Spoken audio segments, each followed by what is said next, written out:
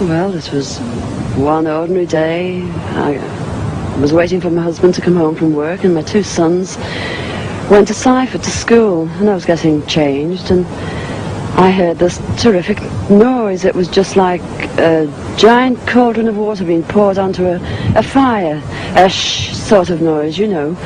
And the first reaction was, oh, the children. I thought maybe a plane was crashing or something like that.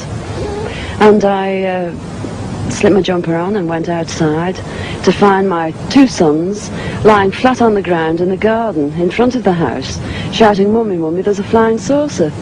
Well, naturally I just said, "Come on, don't be stupid. Come in the house." But felt sort of a strange sensation. Wended my way up the side of the house to where we had a pump where we used to get all our water from, and automatically looked up to see this, all I can describe, this huge Mexican hat. It was stationary, this thing, and it was bright silver in colour, and it had a dome. It was tilted to sort of, I could see the occupants in it. You saw people in it? I saw people in it. There were two people in there. These people were beautiful people. That's the only way I can describe them.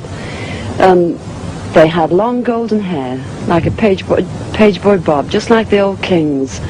You used to see photographs of the old kings. And the colour of their hair was golden.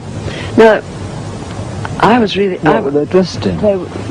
They had a sort of a polo-neck jumper affair, like a ski top suit, in pale blue.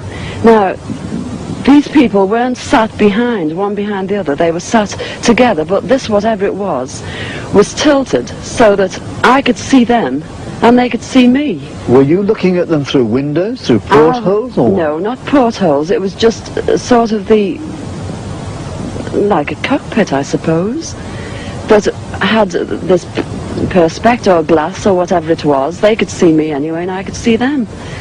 And they had beautiful faces. I shall never forget their faces as long as I live. Their foreheads seemed to be a bit larger than, you know, the bottom of their faces as normal people you would expect to see. But maybe this was just whatever they had round their heads, which was like a transparent fishbowl. And they just looked, and I was absolutely paralytic with fear. I couldn't move, although my mind was ticking over. And they looked so sympathetic that I was just mesmerised for what seemed to be, ages, but it could have only been seconds. And I turned to sort of look down at the boys, was unaware that they were with me because I was so absorbed. And the next thing, I looked up and it was gone. How low had it been? It had been, the height, I couldn't tell you. But the house that you've seen, it was just on top of the roof. It was hovering on top of the roof. How big was it compared with the size of the house? It swallowed the whole circumference of the roof. I couldn't see, the roof was completely blotted out. The chimneys I couldn't see. All I could see was this massive object that I described as like a Mexican hat without the bubbles. And when it